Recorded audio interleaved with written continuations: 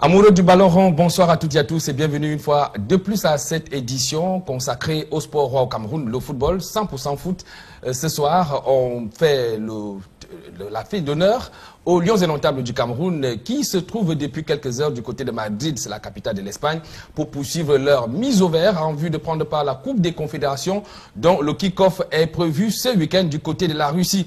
Les Lions indomptables aura une épreuve demain contre la Colombie, match amical prévu donc à Madrid. Ce sont les poulains de Hugo Bros gonflés à bloc après leur victoire en match comptant pour la première journée des éliminatoires de la Coupe d'Afrique des Nations Cameroun 2019. Ils en ont battu la formation du Maroc au stade Amadou Ahidjo. On reviendra sur cette performance des Lions indomptables, mais également cette défection dans la tanière d'un joueur cadre, en l'occurrence Ambroise Oyongo Bitolo, victime donc d'une blessure lors de cette rencontre Cameroun-Maroc. On vous donnera également les résultats complets de la première journée des éliminatoires de la CAN Cameroun 2019, jouée en Afrique, le tout complet dans tous les 12 groupes. C'est dans ce programme. On fera également un point sur le mercato avec notamment quelques informations que nous avons glanées et réservées exclusivement pour vous dans le cadre de ce programme. Comme vous le savez si bien, le championnat Elite 1 et Elite 2 observe toujours la trêve. Le championnat reprend le week-end. On fera notamment le point pour ce qui est de la région de l'Ouest, mais également dans quelques équipes avant notamment le kick-off prévu le 17 et le 18 juin prochain. Voilà donc le menu de 100% foot de ce soir. Pour nous accompagner dans ce programme, on a deux invités, dont un est déjà présent avec nous sur ce plateau. Il s'agit de Justin Bambok. Il est entraîneur de football. Il exerce du côté de la France. Justin, bonsoir. Bonsoir Pascal, c'est toujours un plaisir pour moi d'être parmi vous. J'espère qu'on va passer une très très belle émission. Et ça fait depuis que vous êtes au Cameroun? Non, je suis arrivé samedi parce que notre championnat s'est terminé dimanche dernier. Et tout de suite j'ai fait mes valises pour venir dans mon cher et beau pays. D'accord, il faut rappeler que vous êtes entraîneur de football à Antony. En football, vous avez dit que c'est au 92e en France. Oui, c'est dans le 92 parce que comme moi j'entraîne une équipe amateur qui s'appelle Antony Sport Football, c'est les Hauts-de-Seine, nous sommes en DSR, donc effectivement nous sommes dans le 92, c'est une banlieue parisienne, non loin de la porte d'Orléans. Et parallèlement à ça aussi, je ne veux pas vous emboîter le pas, mais je suis aussi, n'est-ce pas, recruteur des jeunes auprès du Paris Saint-Germain. Et j'ai aussi un diplôme européen de préparation mentale. Je pense que pour ceux qui me suivent depuis, je n'ai même plus besoin de me présenter. Voilà, on va donc bénéficier de cette grosse expérience pour revenir sur les performances des Lions indomptables, notamment lors de leur sortie, c'était samedi dernier au stade Amadou Ahidjo, mais également pour le gros morceau qui attend les Lions indomptables, notamment la Coupe des Confédérations. On l'a annoncé, il est dans les coulisses. Henri Bedimo Samel, le sociétaire de l'Olympique de Marseille, l'international camerounais, sera bel et bien des nôtres. Mais avant, je propose ce reportage de Nana Paul Sabin qui plante le décor. Je le disais à l'entame de cette émission que les Lions indomptables sont à Madrid depuis quelques heures. C'est la capitale de l'Espagne. Ils vont donc livrer de ce côté-là une rencontre amicale contre la Colombie demain. Alors, Nana Paul Sabin plante le décor en revenant notamment sur les premières heures du Cameroun en terre espagnole. Les Lions indomptables ont pu être plus précis. Les joueurs partis de l'aéroport international de Yaoundé dimanche aux environs de 13 h sont bien arrivés en Espagne au bout d'un vol long courrier qui a duré 9 heures d'horloge. Cette vidéo tournée par l'attaquant Jacques Zoua dans l'avion est aussi la preuve que le voyage s'est déroulé dans une bonne ambiance avec aux commandes de l'animation l'invincible Oyongo Bitolo, bien que se déplaçant en béquille. La délégation camerounaise a pris ses quartiers à l'hôtel Alcoran de Madrid. Madrid, la ville d'art et de sport, offre donc depuis dimanche soir son hospitalité aux Lions indomptables.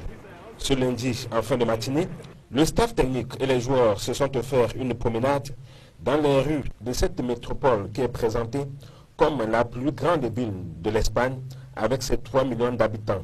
Une séance d'entraînement en soirée est aussi au menu des champions d'Afrique pour peaufiner le match amical de mercredi à nocturne face à la Colombie. Les Lions indomptables contre les Cafeteros sonnent comme des retrouvailles entre deux sélections qui se connaissent bien. Elles se sont déjà expliquées à 3 reprises avec une victoire pour la Colombie et 2 victoires pour le Cameroun, dont la plus prestigieuse est sans doute celle acquise en demi-finale de la Coupe des Confédérations France 2003, marquée par une issue dramatique, le décès de Marc Vivien Fouet en plein match. Mercredi, les Lions indomptables iront à Moscou, la capitale de la Russie, pays hôte de la Coupe des Confédérations 2017. Une expédition qui se fera sans Oyongo Bitelo. Bien que présent à Madrid, il ne sera pas de l'expédition russe en raison d'une grave blessure contractée samedi à Yaoundé lors du match des éliminatoires de la CAN 2019 contre le Maroc. Oyongo Bitelo, l'ancien joueur de Coton Sport de Garoua, est en attente d'une opération chirurgicale.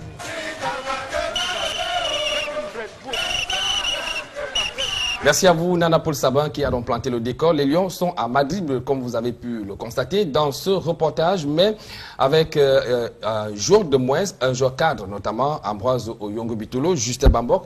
Vous qui suivez certainement de loin, mais vous suivez quand même l'actualité dans la tanière des Lions indomptables.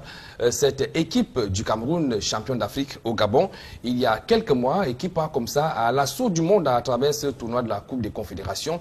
Quelle est la première lecture que vous faites, notamment de leur prestation dimanche face au Maroc? Je pense que c'est une équipe qui nous a, qui est, n'est-ce pas, dans son processus de progression, hein. Même si je déplore un peu la blessure d'Oyongo Bitelo, qui est quand même une pièce maîtresse, n'est-ce pas, au sein de cette équipe. Le match contre le Maroc m'a particulièrement intéressé. Je ne sais pas si c'est parce que les gars étaient relâchés, parce qu'ils se disaient par exemple que c'est un match amical. J'ai vu un fameux but d'Aboubacar Vincent, un but typiquement d'attaquant. Donc je pense que nous devons être derrière cette équipe nationale et les soutenir pour qu'ils continuent à aller vraiment de l'avant. Parce qu'à l'heure actuelle, c'est une équipe qui ne nous déçoit pas tellement. Il y a un très très bon état d'esprit. Mentalement, c'est des garçons qui sont prêts. Et ils ont envie de jouer, ils aiment jouer ensemble, ça se voit dans leur façon de faire. Maintenant, vivement que ça continue comme ça. Alors, si vous étiez à la place de Hugo Broos, c'est qu'il arrivait ce type d'incident ou alors d'accident dans la tanière avec un joueur clé à quelques jours seulement d'une grande compétition comme la Coupe des Confédérations. Ça doit certainement déstabiliser et les plans de l'entraîneur et ceux même des joueurs. Comment pallier à une telle défection? Moi, je ne partage pas cette analyse parce que lorsque vous avez un groupe et lorsque vous êtes un sélectionneur, vous ne sélectionnez pas 12 ou 13 joueurs. Je ne partage pas cette analyse parce que lorsque vous avez un groupe et lorsque vous êtes un sélectionneur, vous ne sélectionnez pas 12 ou 13 joueurs, vous sélectionnez, je pense, 23 joueurs. Donc, lorsque vous avez un joueur cadre, déjà, dans vos analyses, vous avez toujours, dans vos sacs, vous avez toujours un plan B, voire un plan C. Donc c'est vrai que voilà, ça vous fait quand même pousser un ouf pas du tout content. Mais maintenant, vous avez, n'est-ce pas, des pièces pour essayer de combler à ça. Parce que lorsque vous amenez une équipe quelque part, voilà, forcément, vous pouvez avoir des blessés, vous pouvez avoir des joueurs même qui peuvent, n'est-ce pas, être même en méforme. Il y a des joueurs qui peuvent être en méforme. Donc, c'est des choses que nous prévoyons. On a toujours des plans B, des plans C dans nos valises. Donc, sauf qu'on a suivi quand même l'entraîneur Hugo Broos après cette blessure. On va d'ailleurs suivre son reportage dans quelques instants. Mais avant, il s'est vraiment montré assez embarrassé. Il a d'ailleurs dit qu'il ne savait comment faire pour remplacer Ambroise Oyongo. Est-ce que cette attitude ne pourrait pas un tout petit peu crisper ou alors complexer celui qui a amené à jouer le rôle de Oyongo Bitelo dans la tanière? Non, moi je pense que si Hugo Broos a opté cette attitude, c'est peut-être parce qu'il avait trop misé sur Oyongo Bitelo, qui est quand même, j'ai dit, en dehors de sa qualité de footballeur. Nous lui connaissons aussi une autre qualité, n'est-ce pas, d'ambianceur, de quelqu'un qui met, n'est-ce pas, de la bonne humeur au sein des Lions indomptables. Mais qu'à cela ne tienne, comme moi je vous dis, parce que voilà, j'entraîne aussi une équipe qui n'est peut-être pas une équipe nationale, mais lorsque vous perdez un joueur cadre, c'est vrai, ça vous gêne, mais le plan B, il est là, le plan C, il est là, comme je disais tantôt. Hugo Broos, ça peut être une stratégie pour essayer de booster, n'est-ce pas, celui qui va occuper ce poste, ou alors il a peut-être une idée selon laquelle, ou il a complètement ressorti ce qu'il avait dans les tripes, parce que c'est un joueur, comme je le disais tantôt, important, mais ce n'est pas pour autant que les Lions indomptables seront paralysés parce que Oyongo Bitelo n'est pas là. Il est certes très important comme joueur, mais on peut quand même pallier, n'est-ce pas, à sa blessure. Oyongo Bitelo n'a pas refusé de venir jouer, il a juste eu une blessure. Je pense que de tout cœur, il sera avec les Lions indomptables et il n'y a pas de problème pour le remplacer. Alors, je vais donc vous proposer de suivre la réaction de l'entraîneur en chef des Lions indomptables, Hugo Broos, mais également quelques coéquipiers de Oyongo Bitelo après cette blessure. C'est dans ce reportage que nous propose Aïk Cyril. Quel Dès la fin du match Cameroun-Maroc, Hugo Bros était déjà fixé sur le sort d'Ambroise Oyongo-Bitolo. C'est une blessure grave, ligament croisé du genou, donc nous craignons qu'Ambroise va être absent pendant 6-7 mois. 6 à 7 mois d'indisponibilité. L'arrière latéral gauche sera le grand absent de la Coupe des Confédérations. Qui pour le remplacer donc? Hugo Bros ne le sait pas encore. Le problème, si tu dois maintenant encore appeler un joueur, c'est un joueur qui est peut-être déjà en vacances depuis 15 jours ou plus. Toutes les compétitions ont terminé aux environs du 21 mai, donc c'est presque 3 semaines. Donc est-ce que ça vaut la peine de prendre encore quelqu'un pour être à 23? Parmi les possibilités, il y a des joueurs de la sélection Espoir qui a récemment disputé et perdu un match amical contre la France. Je pourrais peut-être aussi prendre un jeune. Par exemple, les joueurs qui ont joué en France il y a quelques jours, peut-être là on peut prendre quelqu'un.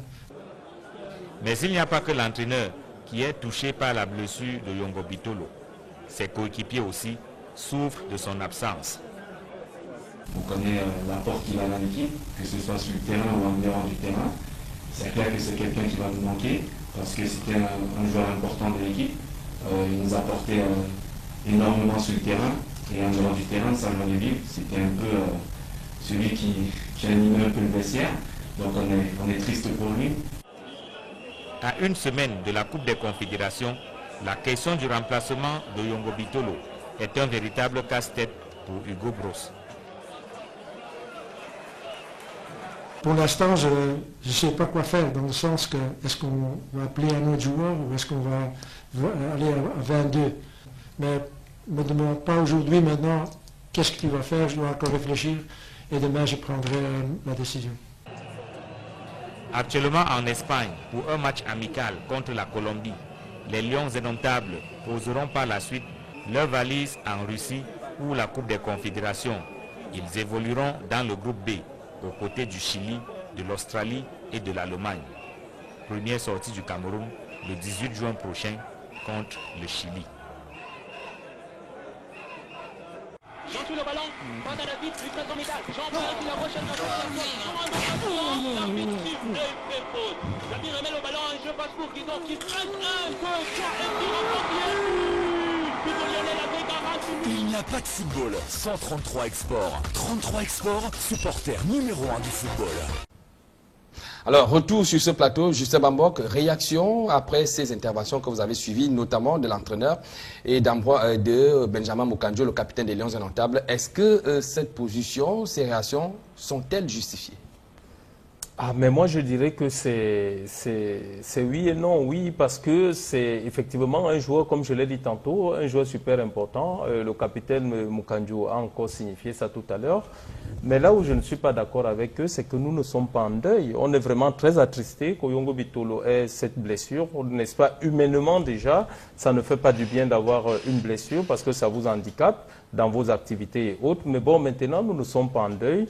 C'est une blessure, c'est une équipe nationale. Nous avons 23 joueurs. Généralement, je pense qu'il y a des doublures dans chaque poste. Donc, on n'a qu'à prendre un autre joueur. On a parlé, par exemple, d'une autre piste de l'équipe nationale Espoir où on pouvait faire confiance à un jeune. On doit continuer. Les blessures, il y en a, il y en aura. Mais ça donne l'impression que l'entraîneur n'a pas prévu de doublure à chaque poste. C'est pour cela que je vous dis, nous ne sommes pas en deuil. Maintenant, je ne veux pas rentrer dans sa boîte parce qu'il a ses plans sûrement dans la tête. On sélectionne 23 joueurs. Moi, je sais qu'il y a des doubleurs partout. Maintenant, je ne sais pas ce que l'entraîneur a prévu. Peut-être qu'au niveau des latéraux, il n'avait prévu personne. Maintenant, j'ai du respect pour cet entraîneur. Je pense qu'il est triste, mais il saura comment pallier à cette situation. Nous ne sommes pas en deuil, c'est une blessure. Le football, quand on parle du football, n'est-ce pas, ça va avec sa globalité. Donc, ça comporte les blessures, les joies, les peines. Tout ça, c'est ça qui fait la beauté, n'est-ce pas, de ce sport que nous aimons énormément. Et on a d'ailleurs vu, après la sortie d'Ambroise Oyongo Bitolo, c'est Mabuka, le sociétaire de Slavia en Slovaquie, qui a donc pris sa place. Il faut dire que ce joueur évolue du côté de la Slovaquie. Il a d'ailleurs été champion avec son équipe cette saison. raison de plus pour ne pas totalement être inquiet. Oui, c'est pour cela que je vous ai dit, je vous dis tout à l'heure que c'est... Voilà, la blessure, on ne peut pas la souhaiter à quelqu'un. Maintenant, voilà Mabouka qui a joué, je pense qu'il n'a pas été aussi ridicule que ça. Voilà, il y a sûrement d'autres latéraux qu'on peut essayer de tester et donner leur chance. Moi, je pense que c'est triste, mais ce n'est non plus alarmant. Nous ne sommes pas en deuil. C'est un joueur qui est très important pour, non seulement il est important sur le terrain, mais il est aussi, n'est-ce pas, au vestiaire. Maintenant, la vie doit continuer. Sa blessure ne doit pas être une fin en soi. Nous avons d'autres latéraux qui peuvent, n'est-ce pas, essayer de faire l'affaire. Moi, je pense qu'on doit continuer à être soudés et voilà, lever la tête et regarder droit devant nous. Alors, par des 11 entrants alignés par Hugo Broos samedi dernier face au Maroc, on note qu'il y a 2 nouveaux joueurs qui n'étaient pas à l'expédition victorieuse du Gabon, qui ont donc été joints au gros lot de ceux qui ont été champions d'Afrique au Gabon. Alors, cela signifie que l'entraîneur reste dans la continuité et reste avec son groupe pour la Coupe des Confédérations. Oui, en fait, l'entraîneur Hugo Broos, il a une stratégie que moi j'aime un tout petit peu, même si parfois je peux déplorer. Et certaines personnes me disent souvent c'est quoi votre plan de jeu, c'est quoi votre système de jeu. Même si j'ai un peu du mal à leur répondre, mais Hugo Broos a quand même énormément de qualité. Il a envie de faire un système de rotation où les joueurs, n'est-ce pas, qui peuvent essayer d'émerger, il essaie de les appeler. La preuve, on a 2 nouveaux joueurs qui ont été appelés, qui n'étaient pas au Gabon. Donc moi, je pense que c'est une belle philosophie. Maintenant, il faut juste qu'il continue et qu'il ne se trompe pas, qu'il essaye de faire au mieux. Alors, un autre poste qui était très suivi lors de cette confrontation, c'est celui de gardien de but. Hugo Broos qui reste dans sa logique. Il a une fois de plus fait confiance à Onana, donc Onana qui était donc Fabrice Ondoa, autant pour moi, qui était donc au goal en lieu et place d'Onana, qui a été discrédité d'une très belle saison avec son club, l'Ajax d'Amsterdam. On a noté notamment cet arrêt de Fabrice Ondoa. Cela démontre une fois de plus peut-être que cet entraîneur a eu raison de faire confiance à celui avec qui il a gagné la Coupe d'Afrique, que de faire confiance à celui qui est titulaire et en forme dans son club. Pascal, c'est un sujet qui est un peu profond. Si vous me permettez, je vais essayer de le décrypter en tant qu'entraîneur de football. Allez-y. Moi, je pense que lorsque on joue, on fait ce football professionnel que nous aimons et que nous apprécions énormément, on doit avoir certains ingrédients pour faire partie d'une certaine classe. Je pense c'est un très bon gardien. Moi, je ne vous cache pas que je me pose la question personnellement de savoir pourquoi il n'arrive pas, n'est-ce pas, au niveau de l'étranger. Mais je n'ai pas d'argument, si j'étais sélectionneur, je n'ai pas d'argument pour mettre Onana sur le banc de touche et de faire jouer Ondoa. Parce que vous savez, un footballeur, lorsqu'on vous dit, voilà, un monsieur Dupont qui est avant-centre, la question qui suit derrière, vous demandez, il joue où? Il a marqué combien de buts? Qu'est-ce qu'il a fait l'année dernière? Lorsqu'on va au niveau des gardiens de but, on vous présente Fabrice Ondoa. Vous avez envie de dire tout de suite, il joue où?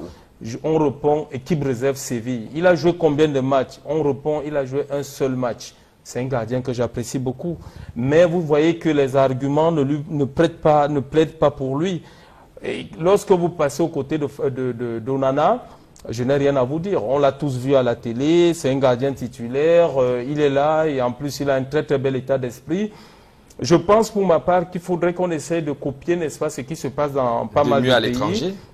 Oui, quand on a un gardien, je pense que nous devons aider et moi, je suis même partant pour essayer d'aider ce jeune gardien, Fabrice Ondoa, qui s'entend d'ailleurs très bien avec mon fils, Franck Bambok.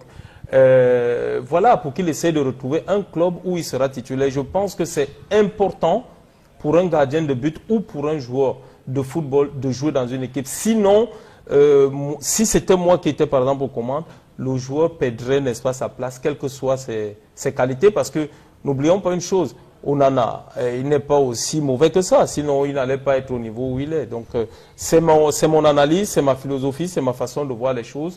Je pense que quand vous êtes un grand gardien, vous devez prouver, partout où vous vous trouvez, que vous êtes un grand gardien. Donc voilà.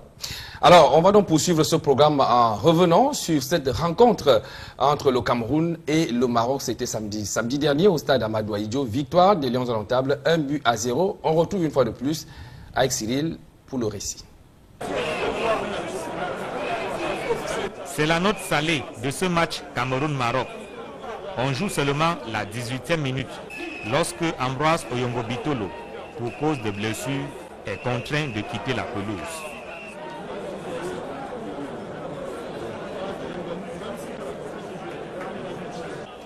Transporté à l'hôpital dans une ambulance, le diagnostic des médecins est imparable.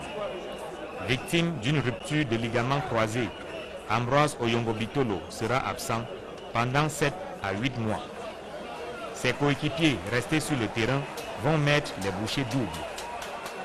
Dans une situation de 1 contre 1 à la 28e minute, Aboubakar Vincent résiste à la charge du défenseur et bat le gardien de but marocain. Le Cameroun mène 1 but à 0. C'est la conséquence d'une bonne maîtrise du jeu pendant la première manche. Je pense qu'on a contrôlé le match pendant 1 heure. C'était nous qui étions le plus dangereux. Fabrice n'a pas reçu un ballon. Donc dans ce sens-là, tout va bien. L'analyse de Hugo Bros est confirmée par Hervé Renard. L'entraîneur marocain reconnaît que son équipe a été transparente pendant les 45 premières minutes. 45 minutes d'absence, où on redonne le ballon à l'adversaire sans arrêt, on n'est pas capable de l'empêcher de jouer. Donc 45 minutes, on est mené 1-0, et puis en deuxième mi-temps, très bonne réaction, 3 occasions. À la seconde période, les rôles sont inversés. Le Maroc a désormais le vent en poupe. Très sollicité, le portier camerounais est obligé de sortir le grand jeu pour enrayer les actions marocaines. Deuxième mi-temps, très bonne réaction, 3 occasions, 2 beaux arrêts, et à 8 mètres du but, on frappe à côté. Donc résultat final 1-0. À son tour, Hugo Bros confirme l'analyse du coach marocain. De ce moment-là, on a commencé à nager un petit peu sur le terrain. On n'était plus capable de faire une combinaison. On a botté le ballon vers l'avant. On a souffert. Le Maroc a eu quelques occasions. 1 but à 0. La victoire est là. Mais dans la perspective de la Coupe des Confédérations, ça laisse encore à désirer. Pour la Coupe des Confédérations, je ne peux pas tenir compte à 100% de ce match aujourd'hui. Comme j'ai dit, les conditions climatologiques étaient très lourdes. Chaque effort que tu fais, c'est double. Dans une cuvette de Mfandena, pratiquement vide, comme s'il ne s'agissait pas des champions d'Afrique, les Lions indomptables ont administré le service minimum. Reste à mettre le turbo avant le kick-off de la Coupe des Confédérations en Russie.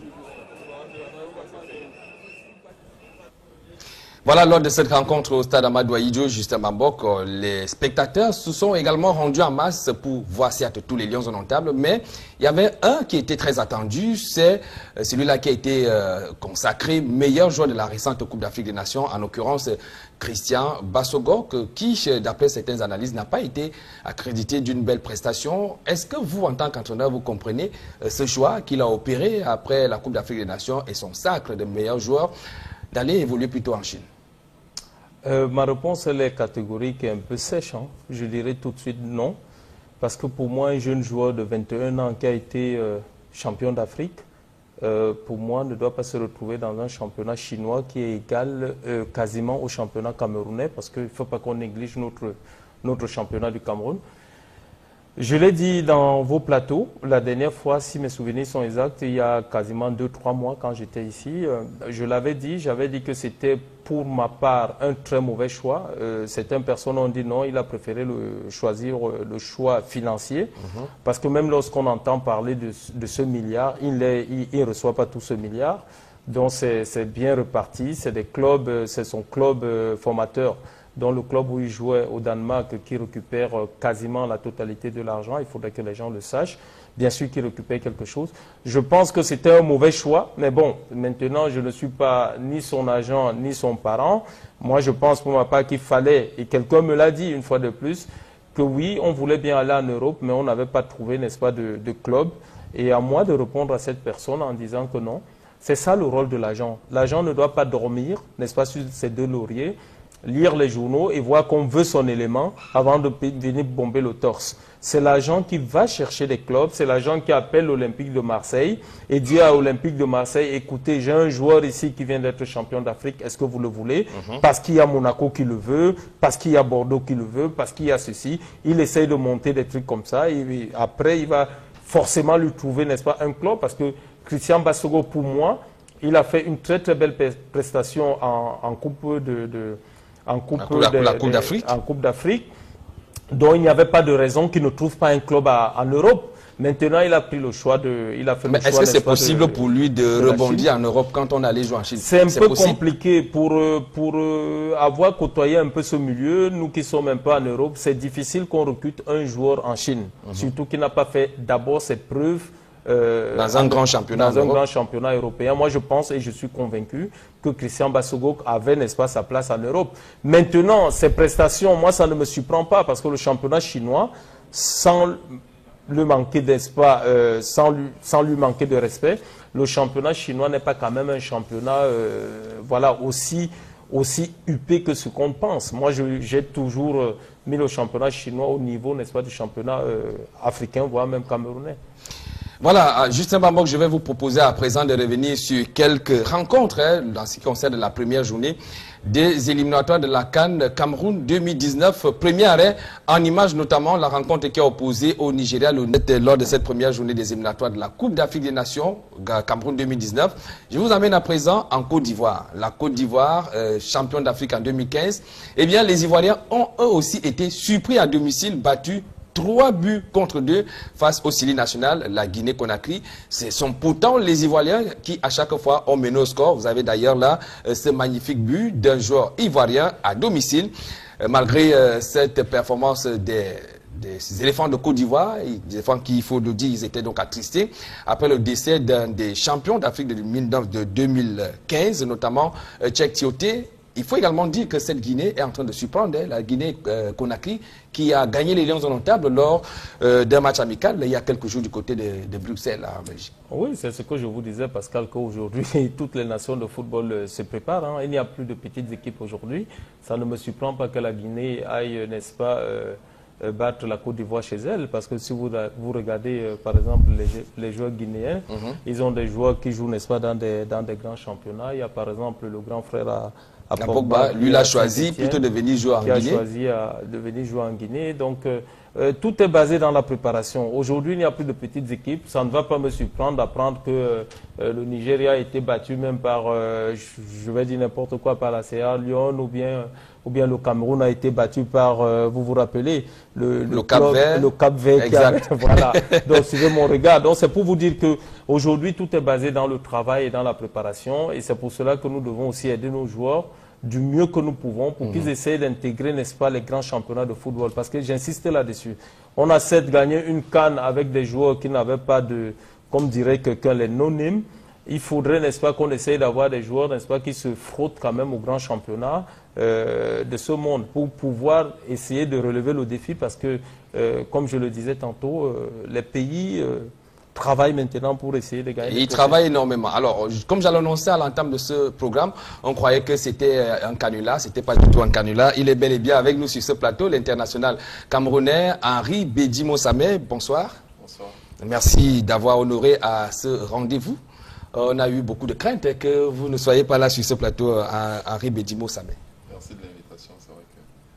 C'est vrai que j'interviens très rarement, voire pas du tout sur les stations télé camerounaises. Donc, voilà, nous sommes honorés de votre présence. Il faut dire que vous êtes sociétaire de l'Olympique de Marseille du côté de la France. On peut déjà avoir dit c'est les vacances. Comment s'est passée la saison? Comment est-ce que vous pouvez analyser la prestation de l'Olympique de Marseille au championnat français cette saison? Déjà, la saison, elle était pénible, stressante, parce qu'on a eu, le club a eu beaucoup de mal à finir son mercato d'été, de par la situation extra-sportive qu'elle avait, parce qu'elle était en train de changer de bord, et c'était très compliqué aux nouveaux joueurs de croire au projet. Donc voilà, on a eu du mal à démarrer parce que pour ces raisons, a constitué un groupe compétitif. Et voilà, donc le groupe a énormément cravaché pour atteindre ne serait-ce que l'objectif de l'Europa League. Et voilà, on est très satisfait, très content. On sait maintenant qu'on a mis le train sur la bonne marche. On note quand même que cette saison, vous avez disputé 16 matchs avec l'Olympique de Marseille, mais parlez-nous un peu de l'arrivée de ce joueur cadre quand même de la sélection française, Patrick Evra, dans l'Olympique de Marseille. Ben, c'est une bonne chose pour le football, c'est une bonne chose pour le championnat français, pour la ville aussi, parce que c'est un joueur de caractère. Donc effectivement, j'ai été longtemps absent des terrains. Ça devenait compliqué pour le coach de jouer avec un latéral qui n'était pas, on va dire, spécialiste au poste. Donc il y avait une urgence de recruter à ce poste. Après, il y a eu forcément cette opportunité, et c'est bien parce que ça montre qu'avec des joueurs de qualité qui croient à ce projet, on peut revenir avec du travail sur le devant de la scène. Voilà, Harry Bédimon, on va revenir vers vous. Vous avez trouvé qu'on avait déjà commencé l'émission et on était en train de parler de ces résultats de la première journée des éliminatoires de la Coupe d'Afrique des Nations que le Cameroun va abriter en 2019. Je propose à présent les images du plus lourd score de cette première journée. Il s'agit de la défaite que les Black Stars du Ghana ont infligée à la formation de l'Éthiopie, 5-0, et qui ouvre le score, c'est le capitaine de cette formation, Gian Asamoah, qui finalement est toujours buteur. On a l'impression qu'il rajeunit plus il prend de l'âge, Justin Bambo. Oui, il est chez lui. Il est chez lui, c'est son pays, il aime bien son équipe nationale, il donne toujours le meilleur de lui-même. Il a un très bel état d'esprit, c'est un très grand joueur. Moi, je suis content pour lui, non seulement le fait qu'il ait toujours son capitana, mais aussi qu'il marque des buts de ce genre, qui sont vraiment des buts décisifs, qui tracent, n'est-ce pas, le chemin. Parce que vous savez, quand une équipe joue, le premier but est toujours très important. Ça permet, n'est-ce pas, soit d'ouvrir le jeu, soit de le cadenasser. Donc, ça vient, n'est-ce pas, annoncer une ouverture. Et ça ne me surprend pas que cette équipe marque comme ça 5 buts. Le Ghana nous a toujours présenté une très belle équipe. Mais on note quand même que c'est une génération dorée qui, jusqu'à présent, n'arrive pas à glaner des titres. Henri Bédimon, vous avez certainement joué avec certains joueurs qui constituent les Black Stars du Ghana. Ça fait quand même mal qu'on soit à ce niveau de la compétition, à ce niveau de la performance en tant que footballeur, et qu'on ne puisse pas glaner un moindre titre, un titre au niveau de l'Afrique. Oui, c'est sûr, mais après, vous savez, c'est pas en associant les talents qu'on gagne des titres. C'est en ayant un groupe, en ayant une équipe. Donc c'est vrai que le Ghana a énormément de joueurs qui jouent dans des clubs UP, mais on va dire, ça ne garantit pas une victoire finale. Voilà, donc les équipes qui gagnent des compétitions, c'est des équipes qui ont un groupe conquérant, un groupe qui a faim. Et voilà, donc c'est pour cela qu'il faut tout ça pour gagner des titres. Et qui ont un bel état d'esprit, tel qu'on l'a vu avec les Lions indomptables lors de la sélection donc victorieuse au Gabon. On poursuit donc l'intégralité des résultats de cette première journée des éliminatoires. On commence tout d'abord par le groupe A. Dans le groupe A, donc le Sénégal a battu à domicile la Guinée équatoriale 3-0. Dans ce même groupe, le Soudan est tombé à domicile face à Madagascar, 1-3, comme le disait le coach tout à l'heure. Toutes les équipes, toutes les nations sont en train de fournir les efforts afin d'être au plus haut niveau de leur performance en équipe nationale. Dans le groupe B, le groupe dans lequel est logé le Cameroun, il faut dire que le Cameroun est déjà qualifié en tant que pays organisateur. Donc le Cameroun qui a gagné le Maroc 1-0. On devrait en principe avoir les images, le tableau donc de ces résultats, groupe après groupe dans le groupe B. Le Malawi qui a gagné les îles Comores 1-0. Voilà, merci à la régie. Dans le groupe C, le Mali a battu le Gabon 2-1. Le Burundi a pris le dessus sur le Soudan du Sud, c'est un nouveau pays en Afrique, 3-0. Dans le groupe D, l'Algérie a gagné le Togo 1-0, tandis que le Bénin prenait le dessus sur la Gambie 1-0. Dans le groupe E, on a déjà dit le Nigeria qui tombe à domicile 0-2 face à l'Afrique du Sud. La Libye qui atomise le Seychelles 5-1. Dans ce groupe donc, ça est assez relevé. Le Nigeria a donc intérêt à se réveiller lors de la prochaine sortie. Dans le groupe F, le Ghana, on l'a déjà vu, a battu l'Éthiopie 5-0, tandis que la Sierra Leone prenait le dessus sur le Kenya Kenya, 2-1. Dans le groupe G, le duel des pays de l'Afrique centrale a donc eu la victoire de la RDC face à son voisin Congo, 3-1. Le Zimbabwe prenait également le dessus sur le Libéria, 3-0. Dans le groupe H, la Côte d'Ivoire est tombée à domicile, on a déjà vu. 2-3 face à la Guinée, tandis que la République centrafricaine a gagné le Rwanda 2-1. Ça signifie que le football évolue dans tous ces pays, 10 petites nations. Dans le groupe I, le Burundi, le Burkina Faso a pris le dessus sur l'Angola 3-1. Le Botswana est tombé à domicile face à la Mauritanie, battu 1-0. On poursuit dans le groupe J, parce qu'il faut dire que c'est 12 groupes. La Tunisie a battu l'Égypte pour le finaliste de la Coupe d'Afrique des Nations de 2017. La Tunisie a donc gagné 1-0, tandis que le Niger et le Swaziland ont fait 0 but partout. Dans le groupe K, la Zambie a été domptée à domicile 0 but contre 1 par le Mozambique. Zambie, champion d'Afrique en 2012. Tandis que la Guinée-Bissau a battu la Namibie 1-0. Enfin, dans le groupe L, le Cap-Vert a été battu à domicile par l'Ouganda, 0 but contre 1. La Tanzanie et le Lesotho ont fait jeu égal, 1 but partout. Voilà, la deuxième journée donc est prévue au mois de mars en 2018. Le temps qu'il y ait d'autres compétitions, notamment celle à laquelle prend part les Lions indomptables du Cameroun. La Coupe des Confédérations, ça sera donc à partir de ce week-end. Le premier match des Lions est prévu le 18 juin prochain. Alors, Henri Bédimo, c'est vrai que vous êtes arrivé, on parlait justement de ces éliminatoires, mais également la prestation des Lions indomptables, vous les avez regardés. Comment est-ce que vous avez trouvé le match de samedi dernier? Pour vous dire la vérité, j'étais entre deux rendez-vous, donc j'ai jeté un coup d'œil par-ci, par-là. Je trouvais que c'était très cohérent. C'est sur la lancée des performances depuis que le sélectionneur est là. Donc je trouve que c'est très cohérent. Et maintenant, la blessure d'Ambroise Oyongo Bitolo, qui dit qu'il évolue dans le même flanc que le vôtre, c'est-à-dire arrière gauche à la défense.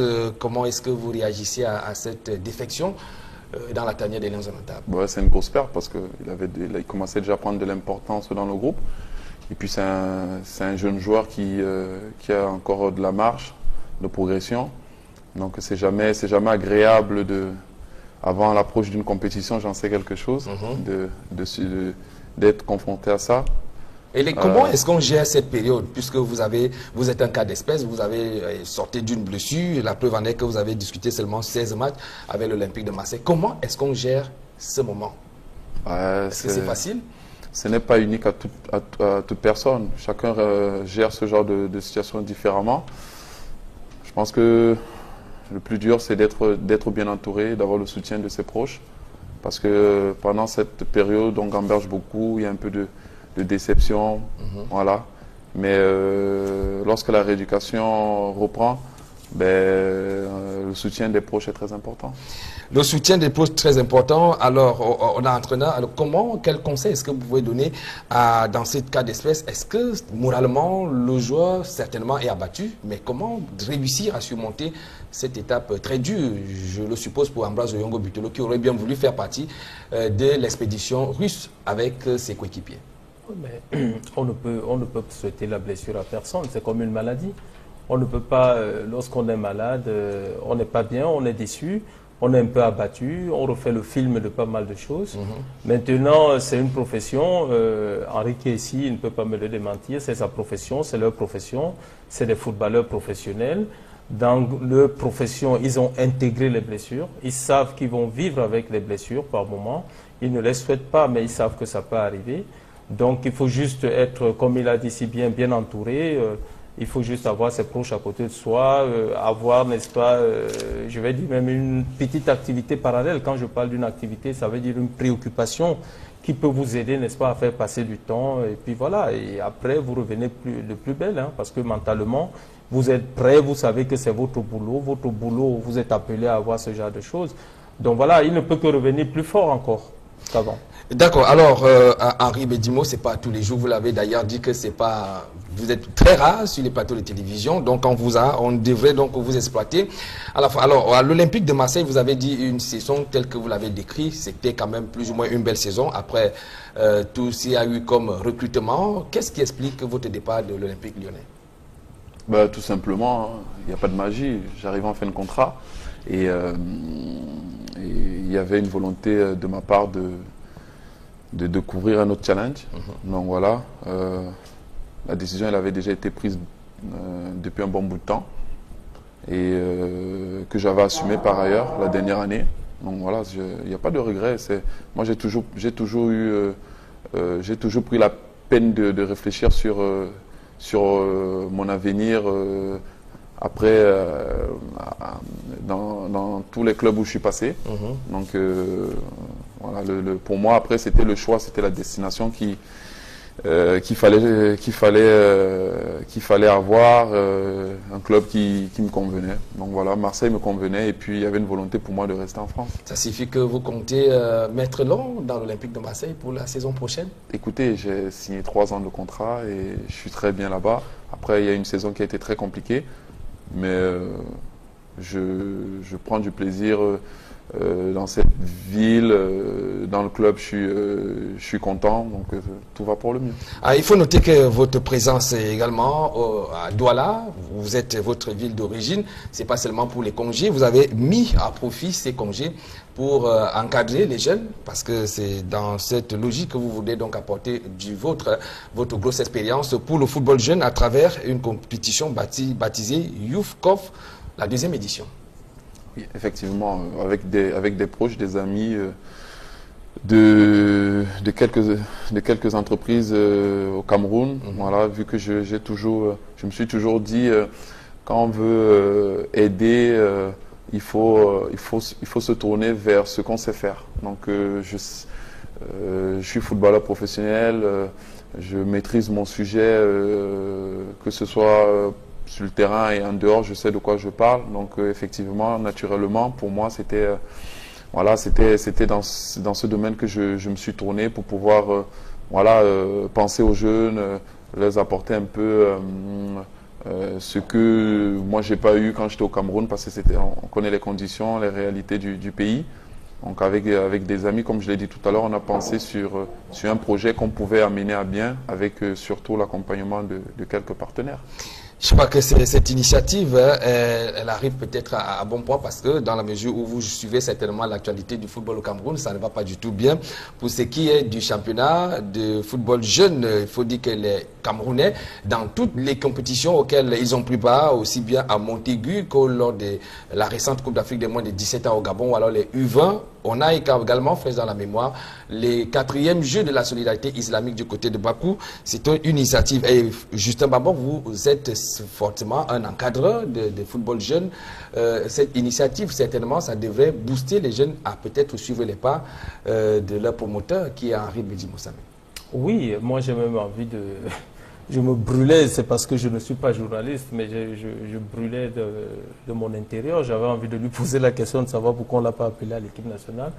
Parce que c'est un jeune joueur, au fait quand je dis jeune, c'est par rapport à nous. Mais il va certainement répondre à cette question. C'est un joueur qui a énormément de talent, c'est un joueur sur qui le Cameroun doit compter. Et je suis persuadé que va compter dans les jours à venir. C'est quelqu'un qui joue bien, il a un très bel état d'esprit. Pour moi, c'est le modèle même de ce qu'on appelle grand joueur, parce que le grand joueur n'est pas seulement celui-là qui va bien s'exprimer sur le terrain, mais c'est celui-là aussi qui sait s'exprimer en dehors du terrain, c'est-à-dire essayer d'encadrer effectivement ces jeunes. Et vous voyez l'initiative qu'il apporte encore, ça veut dire que le football, non seulement lui porte, n'est-ce pas, à cœur, mais aussi il essaie, n'est-ce pas, d'apporter sa petite pierre à l'édifice pour le football camerounais et le football jeune. On ne peut qu'être fier de lui et lui demander d'aller de l'avant. Exact. Alors, Henri Bédimo, on reconnaît quand même que vous avez déclaré forfait lors de la Coupe d'Afrique des Nations. C'était dû, comme vous l'avez dit, à une blessure. Vous êtes revenu, vous êtes au top de votre performance, je suppose. Vous avez une fois de plus été contacté par l'encadrement technique des Lions? Écoutez, je vais être franc avec vous et direct, parce que j'ai pas, on va dire, dans le jargon, je fais pas dans la langue de bois. Donc, avant toute chose, je suis là pour parler du projet, la Youth Cup, qui est un tournoi qui est pour la catégorie des moins de 18 ans.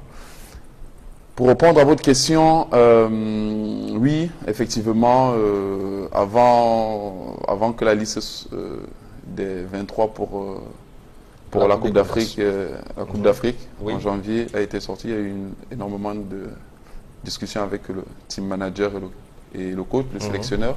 Et il y a une décision qui a été prise de ma part que je commenterai pas ici parce que c'est pas le moment. Donc les choses ont été claires avec tout le monde. Et j'ai dit ce que je pensais. Et pour moi, ils le savent.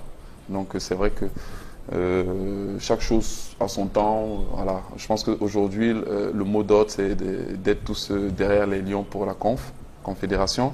Et moi, voilà, je m'exprimerai sur, voilà, on va dire, au courant septembre, sur ma petite personne par rapport à tous. À la suite dans la tanière. Voilà. On espère que vous allez revenir, sur le temps, puisque on a ce poste que vous occupez très bien dans la tanière, qui est resté, on peut dire, vacant, même comme il y a des plaisirs et échanges. Mais on a suivi l'entraîneur Hugo Broos, qui était assez embarrassé après cette blessure de Ambroise Oyongo Bitolo. On va donc poursuivre ce programme en vous donnant notamment les résultats de la deuxième journée de championnat que vous parrainez, votre championnat que vous avez mis sur pied, c'est-à-dire la Youth Cup. La deuxième journée qui s'est donc disputée ce jour avait notamment des résultats à Staff 0, TAC 1, DFA 2, Green Star 2. On a également eu l'homme du match, c'était Mokhtar de DFA. Alors, comment vous est venue cette idée de mettre sur pied un championnat de jeunes et pourquoi avoir choisi seulement les moins de 18 ans? Parce que c'est une catégorie charnière. Le coach pourra le confirmer. C'est une catégorie qui est un peu très difficile, même en Europe, parce qu'on est entre la fin de la formation, la pré-formation et le début, le passage en senior. Et c'est une catégorie où, entre guillemets, des fois, on ne s'impose pas encore en senior, mais on vient de finir la catégorie junior. Donc c'est très difficile de trouver du temps de jeu, déjà ne serait-ce que lorsqu'on évolue en Europe dans les centres de formation. Généralement, à cet âge-là, on sait si on passera pro ou pas. Donc vous imaginez bien qu'au Cameroun, c'est très compliqué parce que déjà, ça fait un bon bout de temps que j'entends plus trop parler du championnat de jeunes. Et ensuite, donc, avec mes conseillers, on va dire mes frères qui m'entourent dans ces événements, on s'est dit donc il faudrait mettre sur place un projet sur une courte période pour essayer de mettre les jeunes un peu en lumière. Voilà, on va dire sous pression par rapport à l'obligation des résultats, essayer de faire pas un long championnat parce que ça on laissera ça à la fédération d'installer ce championnat de jeunes, mais mettre sur pied une compétition où les jeunes pendant une courte période pourront s'affronter. Et l'idée, allez, entre guillemets, c'est d'avoir les 10 provinces du Cameroun représentées. Mais c'est très compliqué parce qu'il faut énormément de moyens pour les académies de se déplacer dans la capitale économique. On va revenir dans le courant de ce programme à Henri Bedimo par rapport à ce tournoi que vous organisez dans la ville de Douala pour ces jeunes, pour savoir ce qui est prévu à la suite au-delà de cette compétition. Je souhaite que nous passons à présent, nous revenons dans la tanière des Lions indomptables pour poser maintenant les balises de cette confrontation amicale qui oppose le Cameroun à la Colombie. Justin Babok, la Colombie cette année est en super forme. La preuve en est d'ailleurs sa position qu'elle occupe au niveau du dernier classement FIFA. La Colombie est 5e avec un capitaine champion de France avec Monaco, que vous avez d'ailleurs eu l'occasion de rencontrer lors du championnat de France, Henri Bedimo. Oui, ça... Comment vous trouvez Radamel Falcao? Égal à lui-même, hein. Il a eu un long passage à vide pendant un bon bout de temps après sa blessure. Une blessure qui est difficile à digérer. Tout comme vous, il est revenu à son meilleur. Exactement, mais on ne le présente plus, il est fort de caractère. Alors, vous êtes défenseur, vous avez eu plusieurs fois à le croiser lors du championnat de France. Quels pourraient être peut-être les conseils à prodiguer à la défense camerounaise qui sera face à cet avant-centre de race en Espagne demain? Ah, j'ai pas de conseils parce que c'est des grands garçons, ils sont quand même champions d'Afrique. Donc ça veut dire qu'ils ils connaissent leur sujet. C'est vrai. Non, mais après, vous savez, quand on est dans un match avec des grands joueurs autour de soi, on rehausse son niveau. Après, le football, à ce stade, les mecs, ils savent comment réagir et comment se frotter à ce genre d'attaquant. Il faut dire que ça ne sera pas la première fois, justement, que le Cameroun sera face à la Colombie. La dernière rencontre qui nous vient à l'esprit et qui reste d'ailleurs dans la mémoire de toute l'histoire du football. Le but de Roger Mila. Et le but de Roger Mila, le Cameroun qui a gagné dans la Colombie en 1990. Alors, ce n'est plus la même configuration, ce ne sont plus les mêmes joueurs, c'est plus la même époque. On a une Colombie avec des super joueurs. On a noté tout à l'heure Falcao, qui est le capitaine de cette formation. On a un joueur qui évolue au Milan, pas au Milan, c'est plutôt au Real de Madrid, champion d'Europe cette saison. Un autre qui était toujours en finale avec la Juve Cuadrado. Quand vous jouez face à ce type de sélection avec ces joueurs de haut niveau, il y a un complexe côté camerounais ou bien il devrait affronter ça avec un mental de champion d'Afrique? Non, vous savez que les Camerounais sont très courageux. Hein. Nous, on n'a pas peur. Je pense que ce courage-là se ressent au niveau, n'est-ce pas, de l'équipe nationale aussi. Moi, je pense que c'est une belle confrontation. Ça va nous permettre, n'est-ce pas, d'avoir une visibilité parce que non seulement c'est deux styles de jeu bien différents. Vous connaissez comment est le football colombien. Je ne vous apprends rien du football camerounais, même si, sans critiquer, mais il m'arrive souvent de me poser la question de savoir comment est-ce que nous jouons. Mais je pense que c'est une belle confrontation qui va nous permettre, n'est-ce pas, de voir un peu plus clair. On pourra, n'est-ce pas, essayer de se projeter dans le long terme face à cette belle équipe parce qu'il y a quand même de très bons joueurs. Falcao, par exemple, c'est un tueur. C'est-à-dire, lui, il ne faut pas une occasion, il lui faut une demi-occasion pour qu'il te mette le ballon au fond. Mais comme Henri l'a dit, on a affaire aux champions d'Afrique, donc on n'a pas peur. On verra ce que... Alors, quand on est entraîneur de football, entraîneur de l'équipe nationale du Cameroun, Hugo Broos notamment, il aligne quoi son équipe type face à la Colombie ou alors il reprend ceux qui ont joué contre le Maroc ça dépend. S'il pense par exemple qu'il y a eu des joueurs qui étaient un peu émoussés, des joueurs qui étaient un peu en dedans, qui n'étaient pas très en forme, il va essayer de retoucher son équipe. S'il pense qu'il faut refaire confiance, n'est-ce pas, aux mêmes 11 joueurs, il va refaire confiance.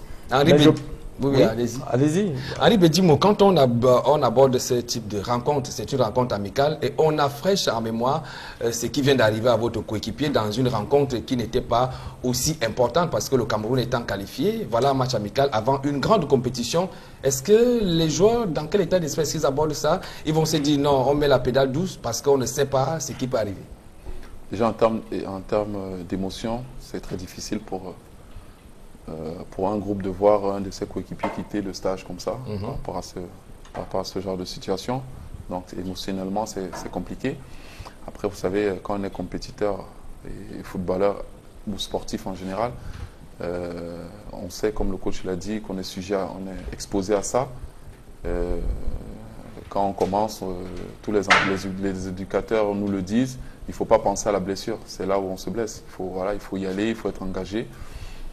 Je pense que c'est la meilleure façon de bien préparer aussi une compétition. C'est le conseil que vous donnerez aux Lions indomptables de ne pas penser à ce qui est arrivé samedi au stade Amadou Ahidjo.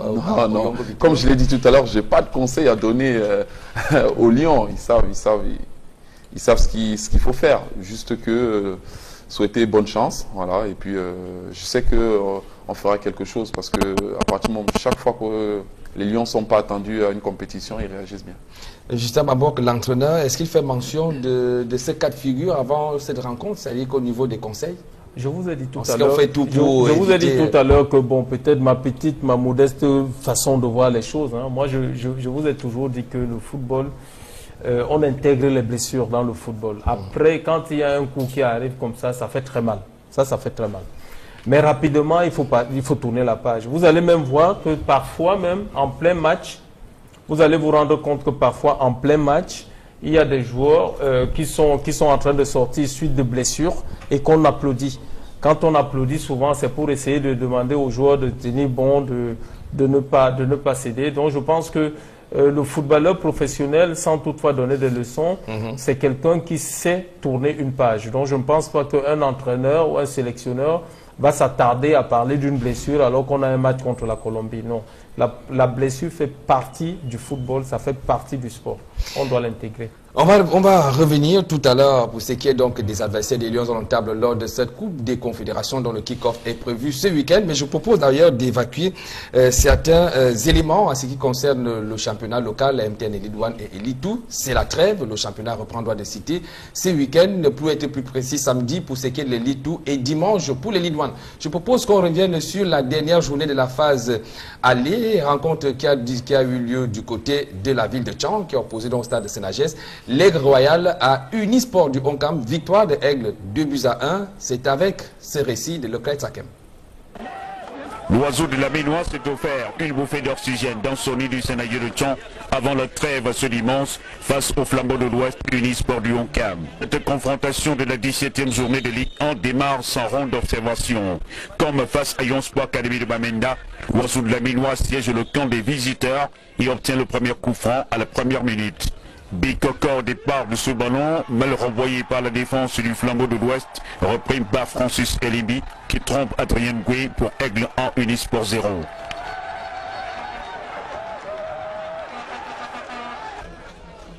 Les visiteurs laissent le doute s'installer dans leur tête. Dans une salle de jeu bien menée sur le flanc 3, Elibi va récidiver à la 12e minute pour Aigle 2 Unisport 0. Alors que les supporters du Rapace de la Ménoise sont aux 11, Unisport amorce une contre-attaque conclue par un Chouaké constant pour Aigle 2, Unisport 1. Pour son deuxième carton jaune, Gabriel Donsac, expulsé à la 45e minute, va handicaper son équipe.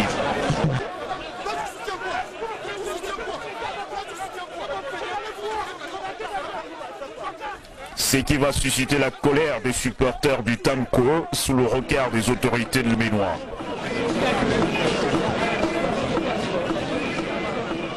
C'est donc une équipe du Flambeau de l'Ouest réduite à 10 contre 11 qui va amorcer la seconde période. Cela ne va pas empêcher les visiteurs d'exercer le pressing haut sans pouvoir creuser la faille. Les choses vont en rester là au coup de sifflet final du central Tchouda Paul.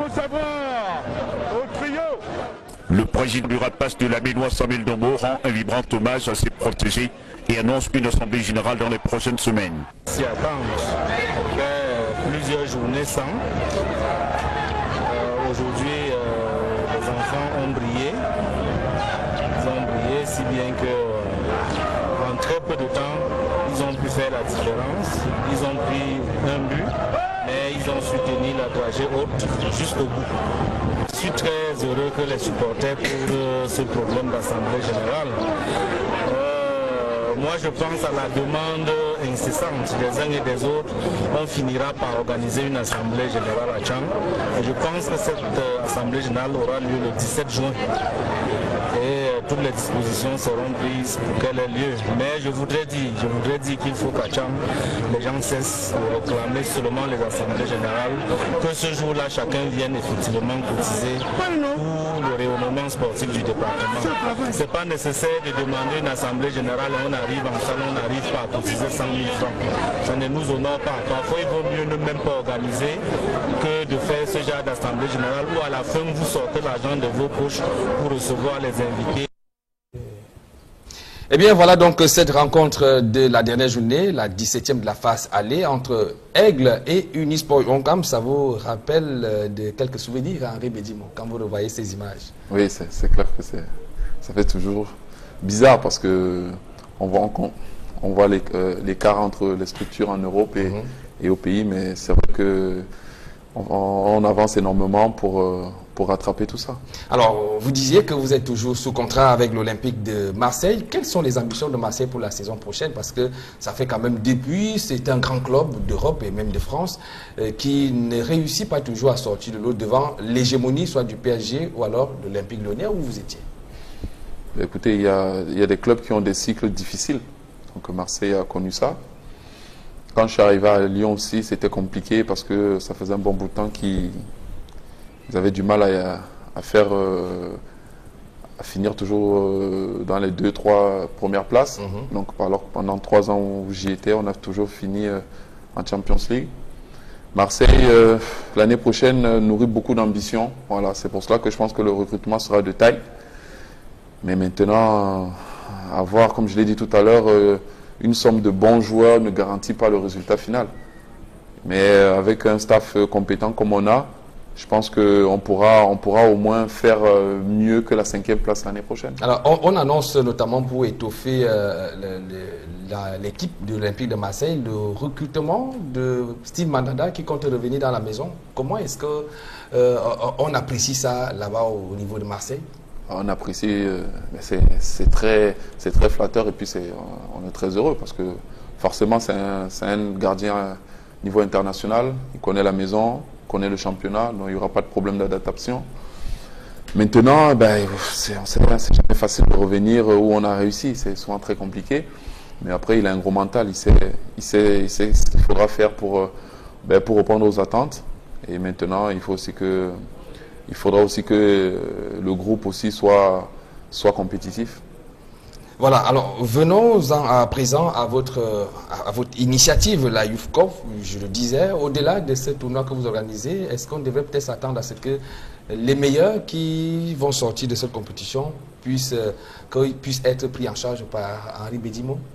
Quelle est la finalité de cette compétition, au-delà de réunir les jeunes et les joueurs au football? Vous savez, c'est déjà très important ça, réunir les jeunes sur une compétition élevée avec un bon niveau. C'est déjà, je peux vous dire que c'est beaucoup de boulot. Je ne m'en rendais pas compte. Je me disais que on sélectionnait des équipes et puis on mettait un ballon au milieu et puis aller jouer. Non, c'est très compliqué parce qu'il faut, la logistique, il faut penser à tout. Il faut mettre les jeunes dans les meilleures conditions, montrer que on pense à eux et que l'avenir passera par ces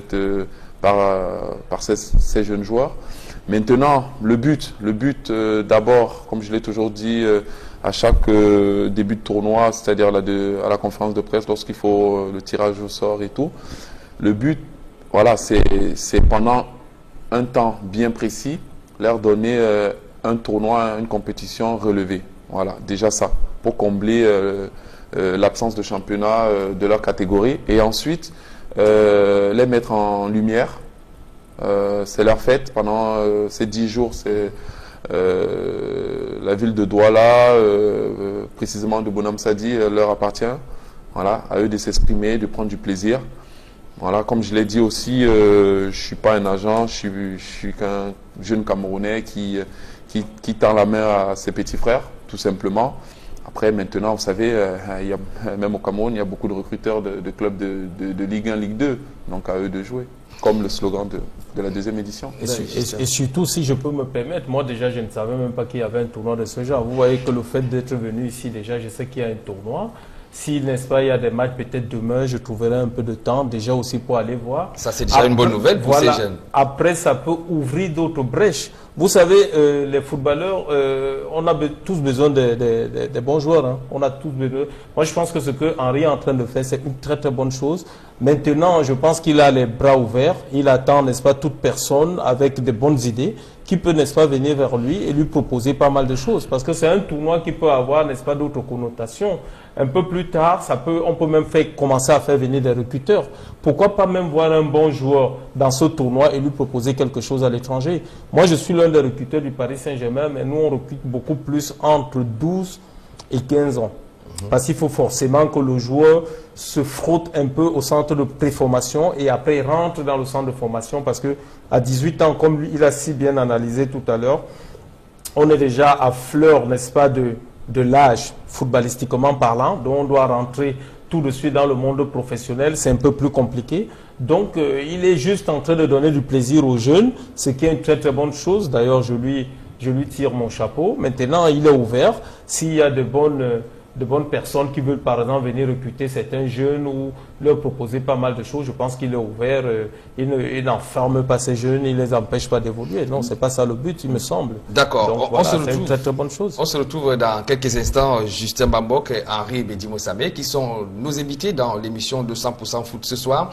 Je propose à présent de ce bilan des équipes de l'Elite One de la région de l'Ouest, dressé par Jean-Paul Chougnac pour ce qui est de la phase allée du championnat national MTN Elite One. Valable remplaçant de la Panthère d'Undé relégué la saison écoulée. Fletcher de Bandjoun s'est mieux distingué à la phase allée que ses 4 aînés mythiques de l'Ouest. Il est le porte-étendard de la région dans le top 5 du classement. place qu'occupait valablement Unisport du Honkam la saison écoulée. Les autres représentants de l'Ouest bagarrent au fond du ventre mou du classement pour s'éloigner de la zone de relégation. Ainsi, Bamboutos de Bouda, 10e à 22 points, est au coude à coude avec Unisport du Honkam, Aigle de la Ménois, 21 points chacun. Des 4 équipes mythiques, le cas le plus inquiétant reste le Racing Club de Bafoussam. Record de nul de la Ligue 1 avec seulement 3 victoires en 17 journées. Si la saison écoulée, Lyon blessé 15e échappait de justesse à la zone rouge. Cette saison, le Fauve de Foutouni a touché le fond. 18e à 10 points, avec en tout et pour tout une victoire en 17 journées. Représentant un tiers des équipes de la Ligue 1, les 6 ambassadeurs de la région se doivent de redoubler d'ardeur au travail avec un peu de sérieux et de professionnalisme dans leur gestion. Sinon, il est fort probable que l'Ouest se retrouve avec moins de 4 équipes en Ligue 1 la saison prochaine. Sur les 94 victoires enregistrées en Ligue 1, l'Ouest s'en tire avec 26, dont 7 victoires pour Fethiye de Banjoun. Les 6 représentants de l'Ouest ont inscrit 68 buts sur les 253, soit un tiers des buts de la Ligue 1. Au derby régional de l'Ouest, seuls Racing, Unisport et Aigle se sont imposés par 2 fois devant leur adversaire. Fethiye détient le record de 3 nuls et meilleure attaque 7 buts. Face aux équipes mythiques, Lyon blessé a pu tenir tête à Unisport, Racing et Bamboutos. Ainsi au classement régional, Unisport et Racing sont en tête à 7 points chacun. Fethiye et Aigle 2e à 6 points, Bamboutos 5e à 5 points. Bon dernier, Lyon blessé de Foutouni 3 points. Entre limogeage d'entraîneurs, crise financière, guerre de leadership, amateurisme pour des résultats en dents de scie, que peuvent les clubs de l'Ouest à la phase retour de la Ligue 1? Seules les 17 prochaines journées le diront. Les 17 prochaines journées le diront. On est de retour donc avec ce bilan de la phase aller. Pour ce qui est des équipes de l'Ouest, il faut dire que pour ces clubs, c'est Fethiye FC qui est en tête de ces équipes de l'Ouest. Et dans le cadre, donc, il y avait une dernière journée en retard, notamment la 15e journée qui a donc opposé cet après-midi du côté de Garoua. Coton Sport qui a donc pris le dessus sur Yon Sport Academy de Bamenda. 3-0, ce qui permet donc au Coton Culteur d'occuper la 2e position avec UMS Leloum et le même nombre de 3, 28, en attendant bien évidemment la reprise qui est donc prévue ce week-end. Avant de vous donner les combinaisons des rencontres prévues ce week-end, notons que New Star de Douala ménage également sa monture avant notamment la phase retour avec une rencontre amicale qui a donc opposé cette équipe New Star de Douala au stade de la réunification contre une sélection. On parle d'une Dream Team dénommée Vétéran Bloc 11 du vice-président de New Star, Lambo Justin. Eh bien, cette rencontre a donc permis à l'équipe de New Star de bien huiler la machine et 5 buts ont été inscrits par les joueurs de New Star de Douala qui en ont grand besoin parce qu'il faut dire que New Star a terminé à la 16e position à la phase aller du championnat de Ligue 1 avec 16 points seulement. New Star qui est donc dans la zone de relégation avant-dernière équipe. Donc ces buts inscrits vont peut-être doper le moral des joueurs avant la reprise qui est donc prévue le week-end.